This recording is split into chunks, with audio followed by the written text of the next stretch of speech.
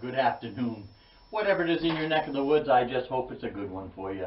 Brad at Yankee Liv'n coming back at you here.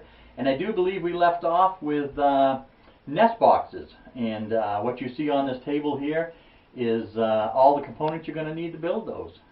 And let's go over the components, and I'll give you the sizes and the amounts and whatnot, and then we'll get right back into it, and I'll show you exactly how to do it.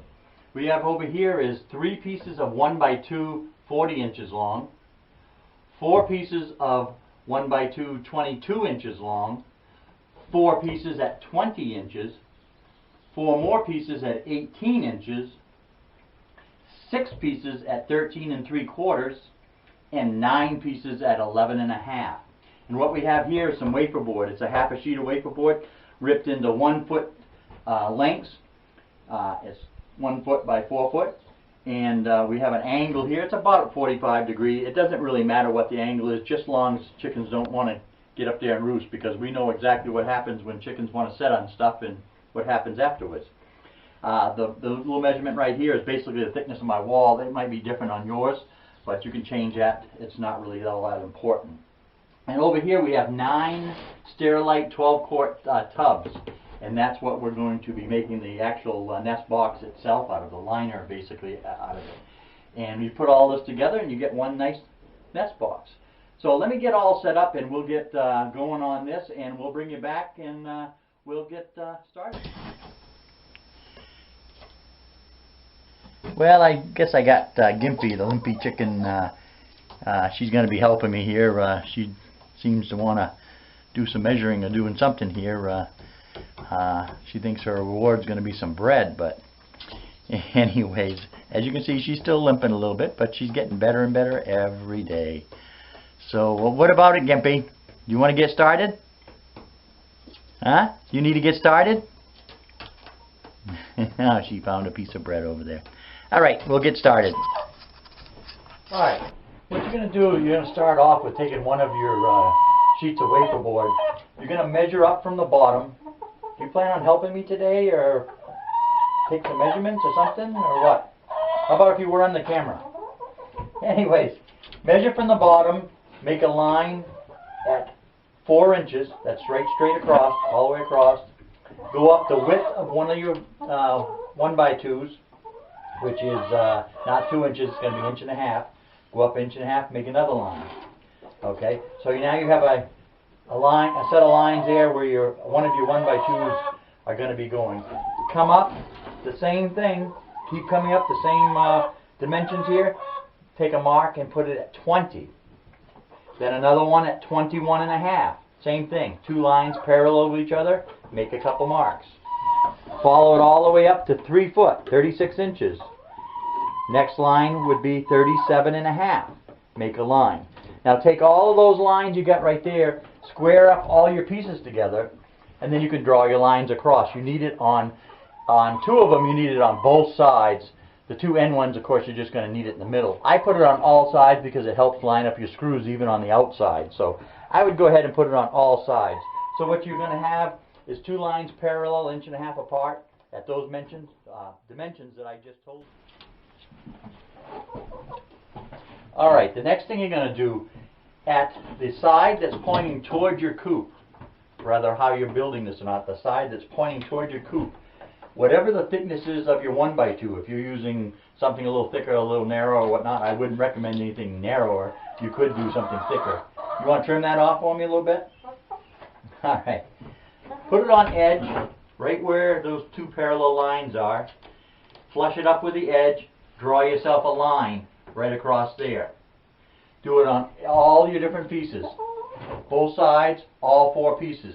So basically you're looking at it, these are about 3/4 of an inch thick, so I'm going to have a little line there. So you're going to end up having a little rectangular line, box on each one of those pieces. So go ahead and do that. There you go.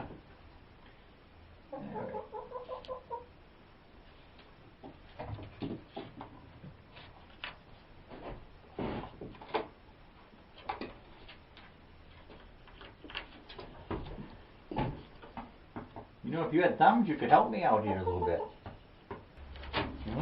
Alright, what you're going to do is you're going to take all 4 pieces, line it up, put a square on the end to make sure your edges are nice and even.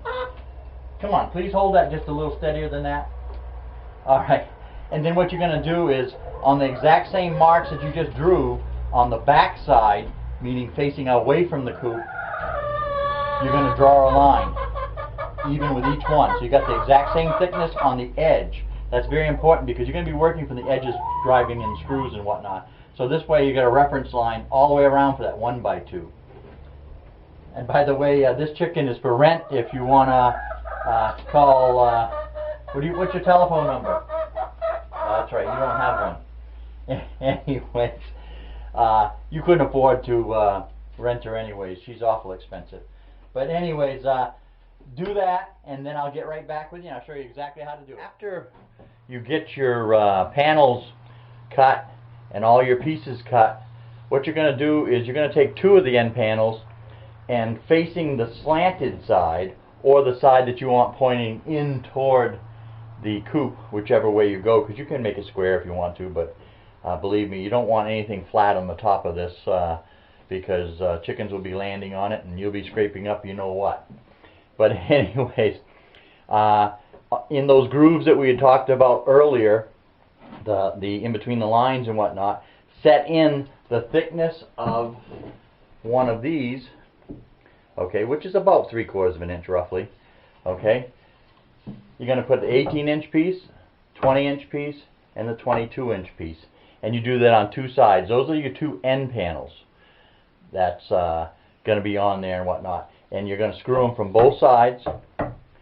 And like I said before, make sure that you countersink your holes on the wafer board and that, and use a small enough screw so it doesn't go in through all the way. I'll show you another panel, the middle panels, in a second here, and we'll be right back. Alright, welcome back, guys.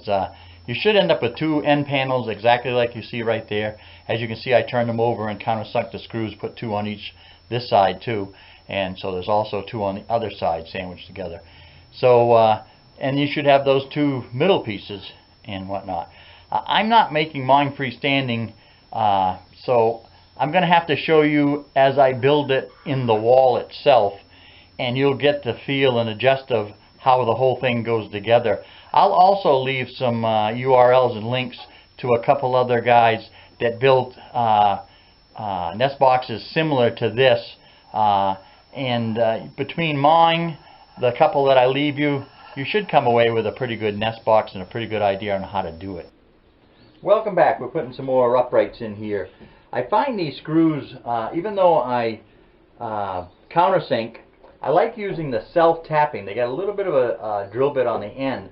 So what happens is it makes it through this fine, and then it kind of drills its own pilot on the other one. Because just be putting a drywall screw in on one end and driving it in, sometimes the drywall screw will split the other side because it's plowing its way in, it's not drilling its way in.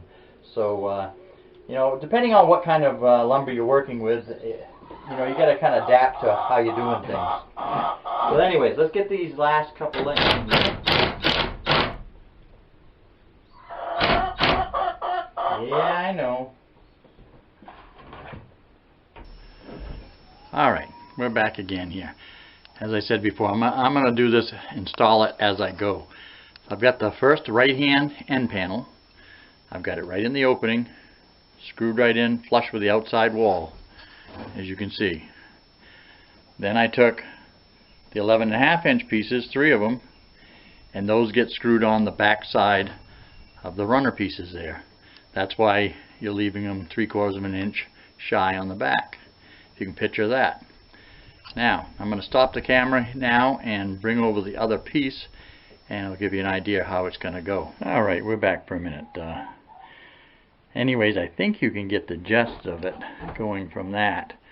That is attached, like I say, the 11.5-inch pieces go right in between that, because the measurement of the Sterlite tubs are 11.5. So they'll go right out on the lips of that and slide right in. And of course, that's your piece that's going across that they jump up on and stuff, and so on down the line. Well, welcome back. Well, I got it 3/4 of the way installed. Most of the work inside is done. You can see that up and down. I'm not exactly sure. I'll pause it and move on the other side. It is kind of tight in here. There, give you a little bit better on the side shot. Say 9 nest box going all the way up there. And this is what it looks like from the outside for right now.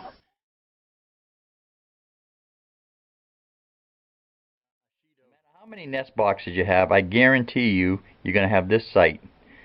1 in the nest, 4 or 5 empty, and 1 yard bird waiting to get in and giving the other yard bird a little bit of a dirty look. Are you done yet? And the line continues. I don't know why they like that one box, but they do.